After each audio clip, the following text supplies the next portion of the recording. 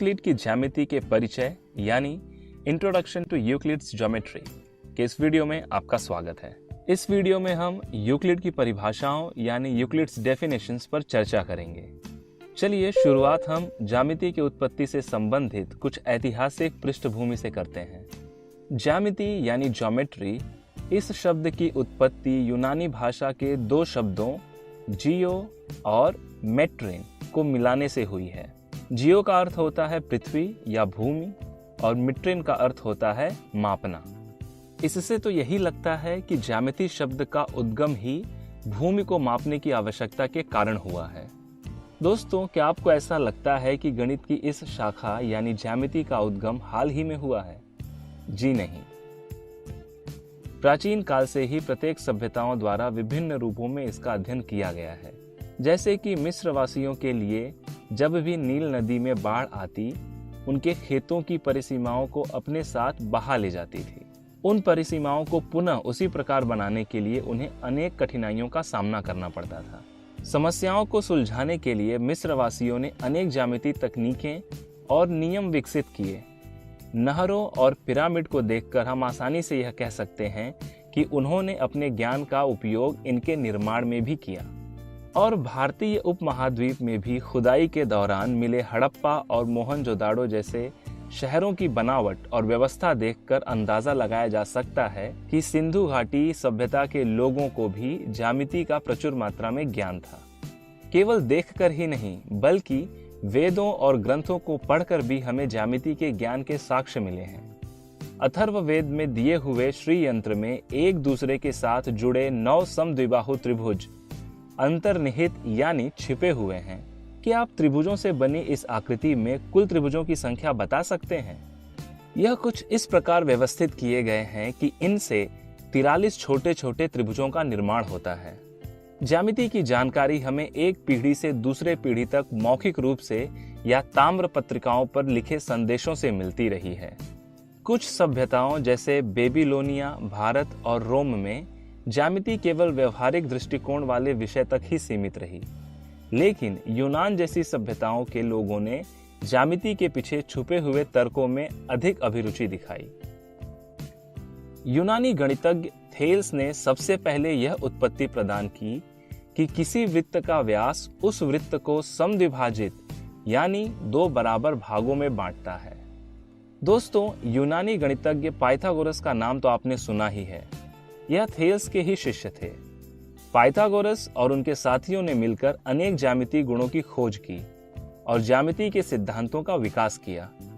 उस समय के सभी यूनानी गणितज्ञों ने ज्यामिति को उस विश्व का सिद्धांतीय प्रतिमान यानी एब्स्ट्रैक्ट मॉडल माना जिसमें वे रहते थे, और उन्होंने अपने आसपास की वस्तुओं को देखकर बिंदु यानी पॉइंट, रेखा यानी लाइन और तल यानी पृष्ठ या सरफेस आदि की अवधारणाएं विकसित की।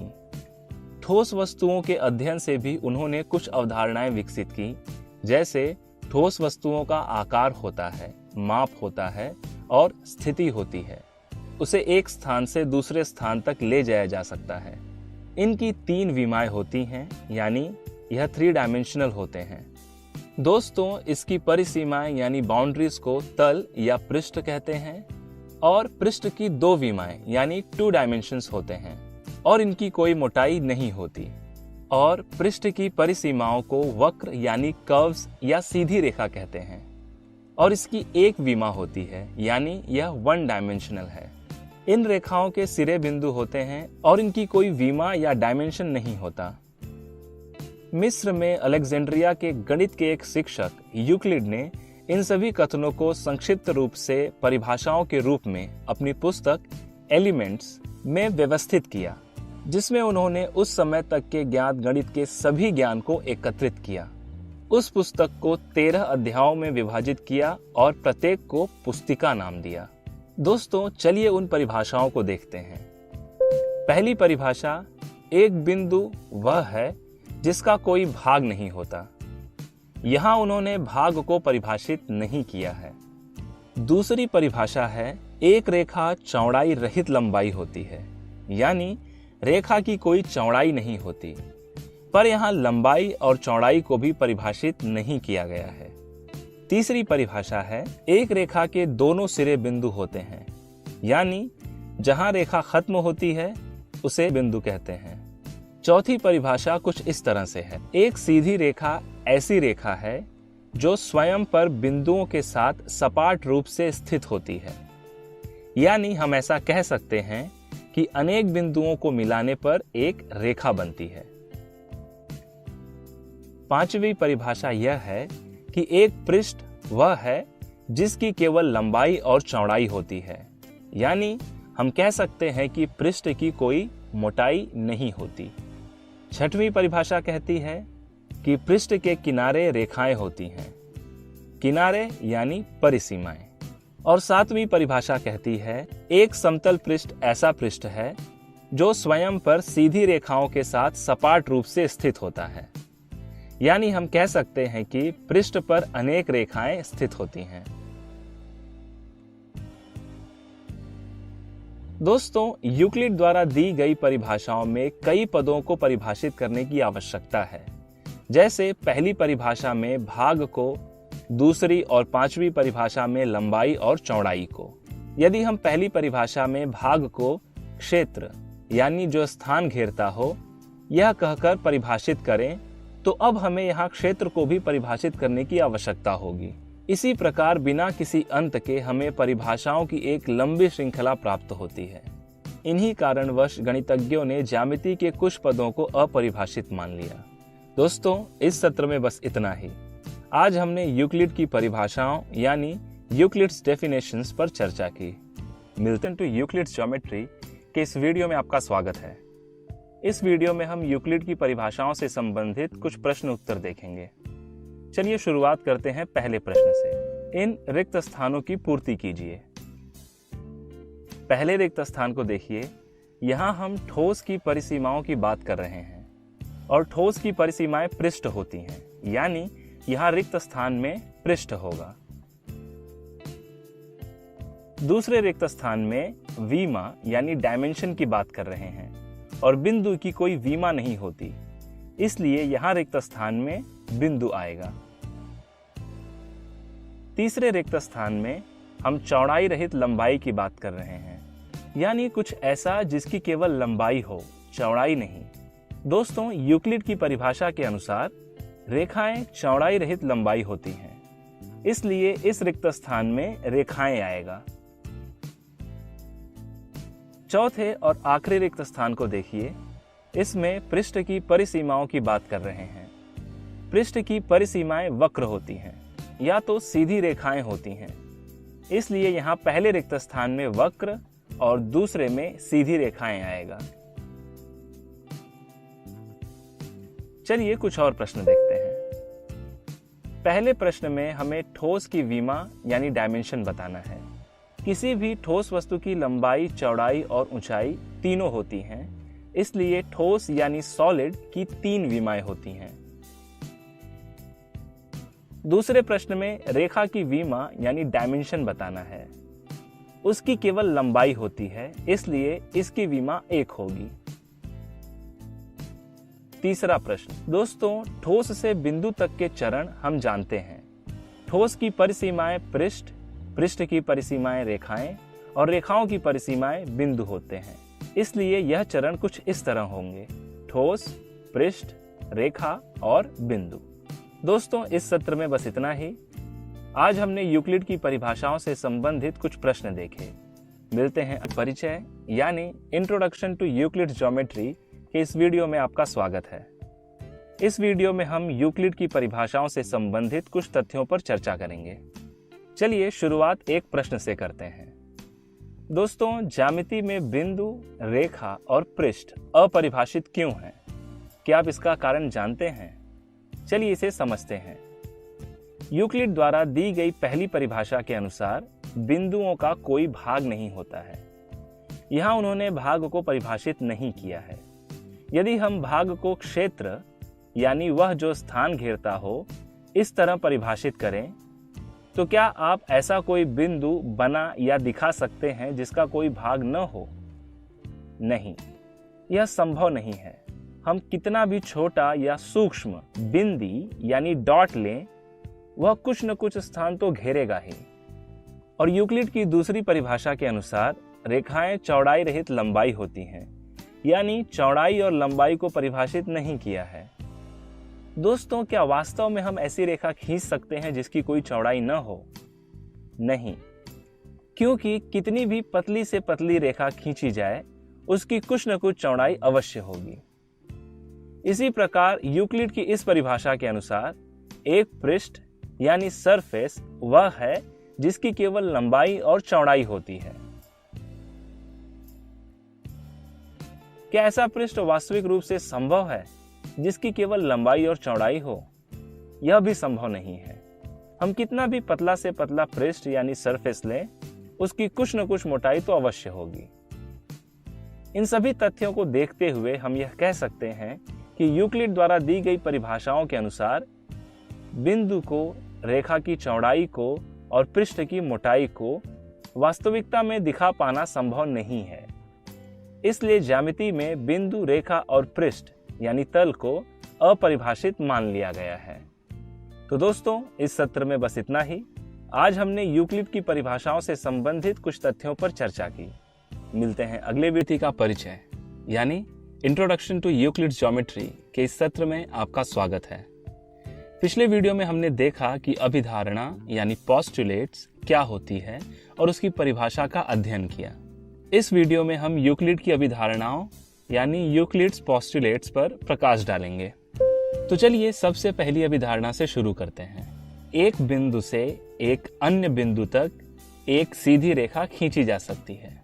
दोस्तों, चलिए हम एक बिंदु से शुरू करते हैं और देखते हैं कि एक बिंदु से होकर जाने वाली हम कितनी रेखाएं खींच सकते हैं। हम ऐसी अनगिनत रेखाएं खींच सकते हैं। अब यही प्रक्रिया हम दो बिंदुओं को लेकर करेंगे, यानी अब हम ऐसी रेखाएं खींचेंगे जो इन बिंदुओं से होकर गुजरती हो। अब बताइए हम ऐसी कितनी रेखाएं खींच सकते हैं? दो बिंदुओं से होकर केवल और केवल एक ही सीधी रेखा खींची जा सकती है, और अगर हम कोई और सीधी रेखा खींचने की कोशिश भी करें तो वह संभव नहीं है। अगर हमने खींची भी तो वह सीधी रेखा नहीं बल्कि वक्र यानी कर्व होगा। अब इस अभिधारणा को यूक्लिड ने अपने कई कार्यों में दिखाया है। चलिए अब समझते हैं दूसरी अभिधारणा। एक शांत रेखा यानी टर्मिनेटेड लाइन को अनिश्चित रूप से बढ़ाया जा सकता है। दोस्तों, क्या आप बता सकते हैं कि एक शांत रेखा किसे कहते हैं?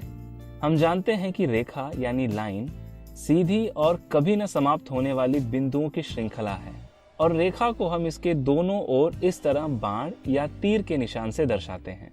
और वहीं रेखा का एक भाग जिसके दोनों ओर कोई निशान या प्रतीक नहीं होता, जो बिंदु पर ही समाप्त होती हो, उसे हम रेखाखंड यानी लाइन सेगमेंट कहते हैं। और इसी रेखाखंड को पहले शांत रेखा के नाम से जाना जाता था। यूक्लिड के अभिधारणा के अनुसार किसी रेखाखंड को अनिश्चित रूप से बढ़ाया जा सकता है, यानी इसे छोटे रेखाखंड से बड़े रेखाखंड या ऐसे ही बढ़ाते रहने से रेखा के रूप में देखा जा सकता है, यानी एक छोटे से रेखाखंड को रेखा में बदला जा सकता है। तीसरी अभिधारणा रेखा से हटकर वृत्त की ओर बढ़ती है। तीसरी अभिधारणा के अनुसार किसी को केंद्र मानकर किसी त्रिज्या से एक वृत्त खींचा जा सकता है। यह अभिधारणा एकदम सीधे सीधे कहती है कि किसी को भी केंद्र यानी सेंटर मानकर अगर हम त्रिज्या यानी रेडियस लें तो हम वृत्त खींच या बना सकते हैं। दोस्तों, आप इस अभिधारणा को ध्यान में रखते हुए एक पेपर पर प्रकार की सहायता से वृत्त बनाएं। आप देख पाएंगे कि हम अनगिनत वृत्त बना सकते हैं। बढ़ते हैं अगली अभिधारणा की ओर। सभी समकोण एक दूसरे के बराबर होते हैं। दोस्तों, यह समझने के लिए काफी आसान है। समकोण का माप 90 अंश होता है। तो अगर यह कोण दो भुजाओं या रेखाओं से बनी हुई हैं या किसी त्रिभुज के अंदर होंगी, वह 90 अंश ही है। इसीलिए यूक्लिड ने कहा कि सभी समकोण एक दूसरे के बराबर होते हैं। दोस्तों, अगली अभिधारणा समझने के लिए हमें अपना ध्यान थोड़ा और बढ़ाना होगा। यह है वह अभिधारणा। चलिए इसे समझने की कोशिश करते हैं। यह अभिधारणा कहती है कि यदि एक कागज पर दो सीधी रेखाएं इस प्रकार हैं, और अब अगर एक सीधी रेखा इन दोनों रेखाओं को काटते हुए खींचते हैं, तो यह सीधी रेखा अपने एक ही ओर अंतःकोण यानी इंटीरियर एंगल इस प्रकार बनाती है कि उन दोनों कोणों का योग मिलकर दो समकोण यानी राइट एंगल से कम होंगे, तो अगर हम दोनों रेखाओं को अनिश्चित रूप से बढ़ाएं तो वह आगे चलकर एक दूसरे से मिलेंगी। तो दोस्तों, यह है यूक्लिड द्वारा दी गई 5 अभिधारणाएं। इस सत्र में बस इतना ही। आज हमने यूक्लिड की अभिधारणाओं के बारे में सीखा। मिलते हैं ज्यामिति का परिचय यानी इंट्रोडक्शन टू यूक्लिड्स ज्योमेट्री के इस वीडियो में आपका स्वागत है। पिछले वीडियो में हमने यूक्लिड की 5 अभिधारणाओं यानी यूक्लिड्स पोस्टुलेट्स का अध्ययन किया। आज हम उसी से संबंधित कुछ प्रश्नों पर चर्चा करेंगे और इस विषय पर अपनी पकड़ और बढ़ाएंगे। तो चलिए शुरू करते हैं। दो बिंदुओं से होकर केवल और केवल 2 रेखाएं ही खींची जा सकती। दोस्तों, बताइए कि क्या यह कथन सत्य है?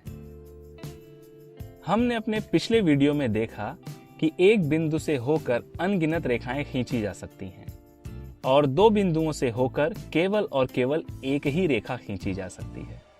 लेकिन 2 बिंदुओं से होकर अनगिनत वक्र यानी कर्व खींचे जा सकते हैं जो सीधी रेखाएं नहीं होती हैं, यानी यह कथन असत्य है।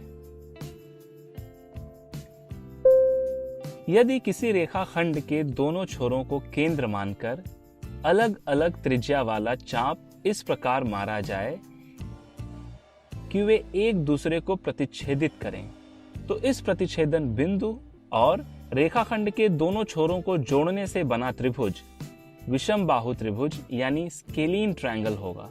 क्या यह कथन सत्य है? दोस्तों, यूक्लिड की तीसरी अभिधारणा के अनुसार एक ही त्रिज्या लेकर अलग अलग केंद्र से बना हुआ वृत्त बराबर होता है, यानी अलग अलग त्रिज्या लेने पर वृत्त बराबर नहीं होंगे। इसलिए जब हमने अलग अलग त्रिज्या लेकर चाप खींचा तो दोनों लंबाइयां अलग अलग हुईं और चूंकि तीनों लंबाइयां अलग अलग हैं, इसलिए बना हुआ त्रिभुज विषम बाहु त्रिभुज होगा, यानी यह कथन सत्य है। एक शांत रेखा या रेखाखंड AB को रेखा AB के रूप में नहीं बदला जा सकता है। क्या यह कथन सत्य है? दोस्तों, यूक्लिड की दूसरी अभिधारणा के अनुसार किसी भी रेखाखंड को अनिश्चित रूप से बढ़ाया जा सकता है, यानी हम रेखाखंड AB को अनिश्चित रूप से बढ़ा सकते हैं और अनिश्चित रूप में बढ़ी हुई रेखाखंड एक रेखा होती है, यानी यह कथन असत्य है। 2 रेखाओं को तीसरी रेखा इस प्रकार प्रतिच्छेदित करे कि एक ओर के अंतःकोणों का योग 180 अंश से ज्यादा हो, तो वह 2 रेखाएं उसकी विपरीत दिशा में एक दूसरे को आगे प्रतिच्छेदित करती हैं। दिया हुआ कथन सत्य है या असत्य? दोस्तों, यह यूक्लिड की 5वीं अभिधारणा को ही अलग रूप में दिया हुआ कथन है। यदि किसी भी एक ओर के अंतःकोणों का योग 180 अंश से कम यानी 2 समकोणों के योग से कम का होने पर यह रेखाएं उसी ओर आगे चलकर प्रतिच्छेदित करेंगी। उसी तरह 180 अंश से ज्यादा होने पर दूसरी ओर बने अंतःकोण का माप 180 अंश से कम होगा और रेखाएं उस ओर एक दूसरे को प्रतिच्छेदित करेंगी, यानी दिया हुआ कथन सत्य है। दोस्तों, इसी के साथ इस वीडियो को समाप्त करते हैं। आज हमने यूक्लिड की अभिधारणाओं यानी पोस्टुलेट्स पर आधारित कुछ प्रश्न हल किए। अब परिचय यानी इंट्रोडक्शन टू यूक्लिड्स ज्योमेट्री के इस वीडियो में आपका स्वागत है। पिछले वीडियो में हमने यूक्लिड की अभिधारणाओं यानी पोस्टुलेट्स पर चर्चा की और कुछ प्रश्न भी हल किए। आज हम उसी पर आधारित कुछ तथ्यों पर चर्चा करेंगे। तो चलिए शुरू करते हैं। 2 रेखाएं हमेशा एक दूसरे को प्रतिच्छेदित करती हैं। यह कथन सत्य है या असत्य?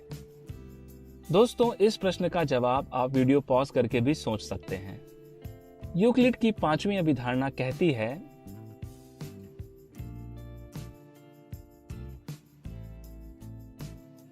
दो रेखाओं के अन्य रेखा के प्रतिच्छेदन से बने अंतःकोण यदि 180 अंश के हैं, यानी 2 समकोणों के योग के बराबर, तो वह रेखाएं समांतर होंगी, और यदि 180 अंश से कम या ज्यादा हैं तो वे रेखाएं प्रतिच्छेदित करेंगी, यानी यह कथन असत्य है।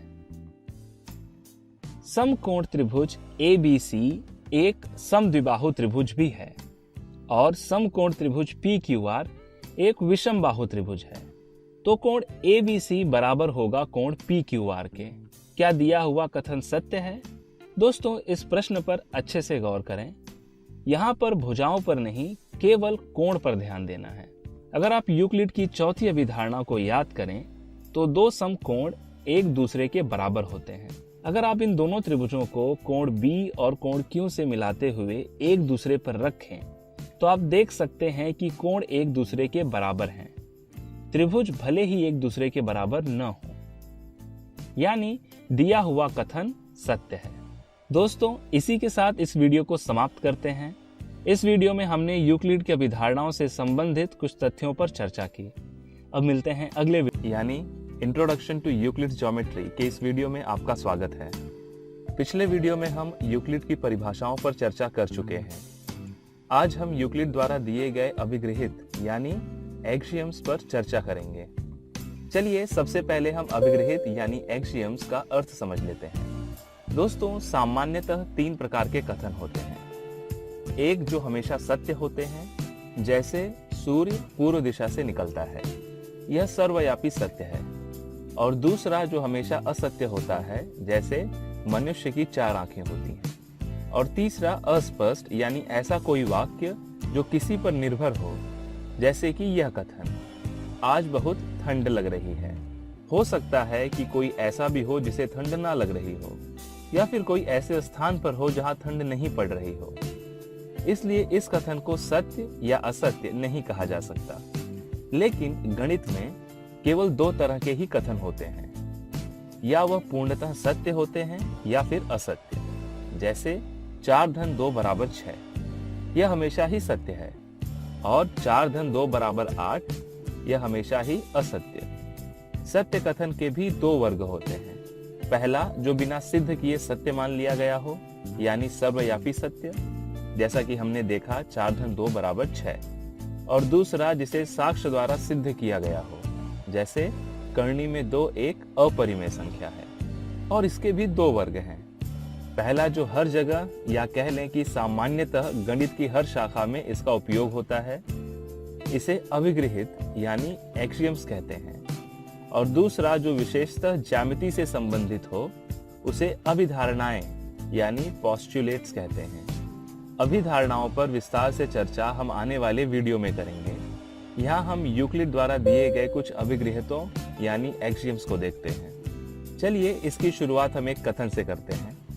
यदि मैं कहूँ रोहन के पास जितनी किताबें हैं उतनी ही किताबें सोहन के पास भी हैं, और सोहन के पास जितनी किताबें हैं उतनी ही किताबें मोनू के पास भी हैं। दोस्तों, क्या इस कथन से हम रोहन और मोनू के बीच कोई संबंध बता सकते हैं? देखते हैं। मान लीजिए रोहन के पास किताबों की संख्या x है, सोहन के पास किताबों की संख्या y है और मोनू की किताबों की संख्या z है। कथन के अनुसार रोहन के पास जितनी किताबें हैं उतनी ही किताबें सोहन के पास भी हैं, यानी हम कह सकते हैं कि x y के बराबर है। और दिया है कि सोहन के पास जितनी किताबें हैं उतनी ही किताबें मोनू के पास भी हैं, यानी y z के बराबर है। ध्यान दीजिए, यहाँ x y के बराबर है और z भी y के बराबर है। दोस्तों, यूक्लिड का पहला अभिगृहित यही कहता है कि वे वस्तुएं जो एक ही वस्तु के बराबर हो वह एक दूसरे के भी बराबर होती हैं। इसलिए यहाँ x और z बराबर होंगे, यानी हम यह कह सकते हैं कि रोहन के पास जितनी किताबें हैं उतनी ही किताबें मोनू के पास भी हैं। यूक्लिड का दूसरा अभिगृहित यह है कि यदि बराबरों को बराबरों में जोड़ा जाए तो पूर्ण भी बराबर होते हैं। यानी यदि a b के बराबर है और c d के बराबर है, तो अगर हम a में c को जोड़ें और b में d को, तो a धन c बराबर होगा b धन d के। यदि यहाँ धन के स्थान पर ऋण हो, यानी इन्हें जोड़ने के बजाय हम घटाएं, तो क्या होगा? दोस्तों थोड़ा सोचिए, क्या तो भी ये बराबर होंगे? जी हाँ। यूक्लिड का तीसरा अभिगृहित यह है कि यदि बराबरों में से बराबरों को घटाया जाए तो शेषफल भी बराबर होते हैं, यानी a ऋण c b ऋण d के बराबर होगा। यूक्लिड के चौथे अभिगृहित के अनुसार वे वस्तुएं जो परस्पर संपाती होती हैं वे एक दूसरे के बराबर होती हैं। संपाती यानी सर्वसम, या फिर कह लें कि एक ही हो तो वो एक दूसरे के बराबर होती हैं। जैसे कि रेखा AB रेखा BA के बराबर है, क्योंकि यह दोनों नाम एक ही रेखा को दर्शाते हैं। और इस त्रिभुज में ABC में कोण BAC बराबर है कोण CAB के, क्योंकि यह दोनों नाम एक ही कोण को दर्शा रहे हैं। यूक्लिड के पांचवें अभिगृहित पर आने से पहले एक आसान सा प्रश्न देखते हैं। बताइए, हमारे देश भारत में कुल कितने राज्य हैं? जी हाँ, कुल 28 राज्य हैं, यानी भारत को 28 राज्य में विभाजित किया गया है। यदि हम इसमें से एक राज्य को देखें, जैसे महाराष्ट्र को देखें, तो निश्चित है यह भारत से छोटा होगा, क्योंकि यह भारत का केवल एक भाग है। जी हाँ दोस्तों, यूक्लिड अपने पांचवें अभिगृहित में भी यही कहते हैं कि पूर्ण अपने भाग से बड़ा होता है। यदि हम यहाँ भारत को A मान लें और महाराष्ट्र को B और बाकी बचे 27 राज्यों को C, तो हम A को कुछ इस तरह लिख सकते हैं, A बराबर B धन C। यूक्लिड के छठे अभिगृहित के अनुसार एक ही वस्तुओं के दुगने परस्पर बराबर होते हैं। यदि A और B बराबर हैं, तो उनके दुगने भी यानी 2A और 2B भी बराबर होंगे। और सातवां अभिगृहित भी इसी प्रकार का है कि एक ही वस्तुओं के आधे परस्पर बराबर होते हैं, यानी A और B बराबर हैं तो A का आधा यानी A बटे 2 और B का आधा यानी B बटे 2 भी बराबर होंगे। तो दोस्तों, इस सत्र में बस इतना ही। आज हमने यूक्लिड द्वारा दिए गए कुछ अभिगृहितों यानी एक्सियम्स पर चर्चा की। यूक्लिड ज्योमेट्री के इस वीडियो में आपका स्वागत है। पिछले वीडियो में हम यूक्लिड द्वारा दिए गए अभिगृहित यानी एक्सियम्स पर चर्चा कर चुके हैं। आज हम अभिगृहित पर आधारित कुछ प्रश्न उत्तर देखेंगे। चलिए शुरुआत एक प्रश्न से करते हैं। दिया हुआ कथन सत्य है या असत्य? इसमें त्रिभुज ABC त्रिभुज PQR के बराबर है और त्रिभुज PQR त्रिभुज MNO के बराबर है। यूक्लिड के पहले अभिगृहित के अनुसार वे वस्तुएं जो एक ही वस्तु के बराबर हों एक दूसरे के बराबर होती हैं, इसलिए त्रिभुज ABC त्रिभुज MNO के बराबर होगा और यह कथन सत्य है।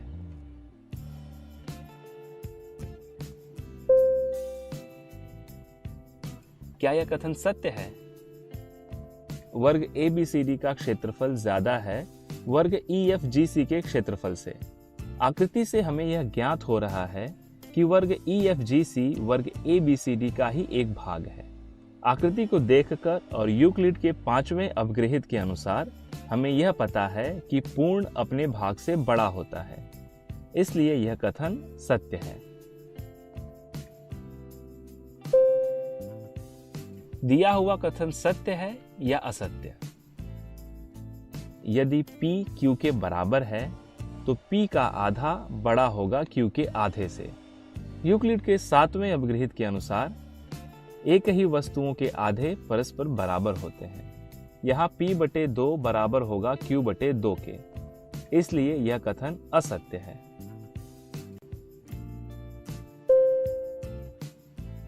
क्या यह कथन सत्य है? कथन को ध्यान से पढ़ें। रवि के पास जितने रुपए हैं उतने ही अवनी के पास भी हैं।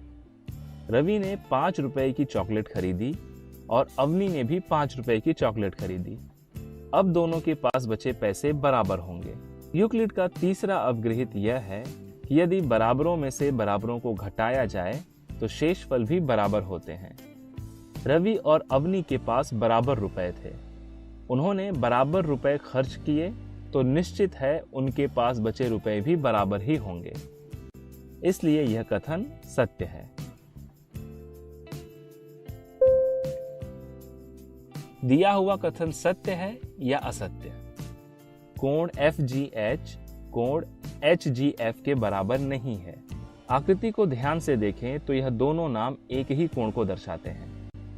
यूक्लिड के चौथे अभिगृहित के अनुसार वे वस्तुएं जो परस्पर संपाती होती हैं एक दूसरे के बराबर होती हैं, इसलिए यह दोनों कोण बराबर होंगे और यह कथन असत्य है। दोस्तों, इस सत्र में बस इतना ही। आज हमने यूक्लिड की अवगृहितों से संबंधित कुछ प्रश्न देखे। मिलते हैं अगले वीडियो में, यानी इंट्रोडक्शन टू यूक्लिड ज्योमेट्री के इस वीडियो में आपका स्वागत है। पिछले वीडियो में हम यूक्लिड द्वारा दिए गए अवगृहित यानी एक्सियम्स पर चर्चा कर चुके हैं। आज हम अवगृहित से संबंधित कुछ तथ्यों पर चर्चा करेंगे। चलिए शुरुआत एक प्रश्न से करते हैं। सुमन के पास 4 किताबें हैं और 2 कलम हैं। मधु के पास 3 किताबें और 4 कलम हैं। तो बताइए दोनों के पास कुल कितनी किताबें और कितने कलम हैं? दोस्तों, सुमन के पास 4 किताबें हैं और मधु के पास 3, यानी दोनों के पास कुल मिलकर 7 किताबें हैं। और सुमन के पास 2 कलम हैं और मधु के पास 4 कलम हैं, यानी दोनों के पास मिलकर कुल 6 कलम हैं। दोस्तों, आप ध्यान दीजिए, यहाँ हमने किताबों को किताबों में जोड़ा और कलम को कलम में। पर क्या हम यहाँ किताबों को कलम में या फिर कलम को किताबों में जोड़ सकते हैं? जी नहीं। किताबों में केवल किताबों और कलम में केवल कलम को जोड़ा जा सकता है। और केवल जोड़ा ही नहीं बल्कि घटाना भी, यानी किताबों में से केवल किताबों को ही घटाया जा सकता है और कलम से केवल कलम को ही। यूक्लिड के दूसरे और तीसरे अवगृहितों द्वारा हम यह कह सकते हैं कि एक ही प्रकार के परिमाणों यानी क्वांटिटी की तुलना या फिर उन्हें जोड़ा या घटाया जा सकता है। इस कथन को स्पष्ट रूप से समझने के लिए हम कुछ और उदाहरण देखते हैं। जैसे कि हम किसी कोण में रेखा को नहीं जोड़ सकते और न ही घटा सकते हैं, और न ही हम किसी वर्ग की तुलना किसी कोण से कर सकते हैं।